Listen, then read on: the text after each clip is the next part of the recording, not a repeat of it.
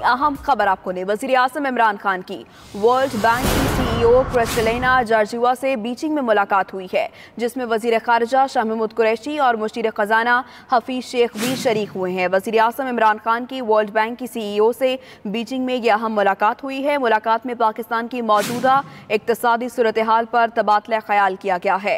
अहम खबर है, वज़ीर आज़म इमरान खान की वर्ल्ड बैंक की CEO क्रिस्टलिना जॉर्जिवा से बीजिंग में मुलाकात हुई है, जिसमें वज़ीर ख़ारिजा शाह महमूद कुरैशी और मुशीर ख़जाना हफीज़ शेख भी इस मुलाकात में शरीक हुए हैं। इसी पर मज़ीद बात करते हैं, शहरयार खान हमारे साथ मौजूद हैं। शहरयार, बताइएगा इस मुलाकात में कौन कौन मौजूद था और कौन कौन से अमूर से गौर आए?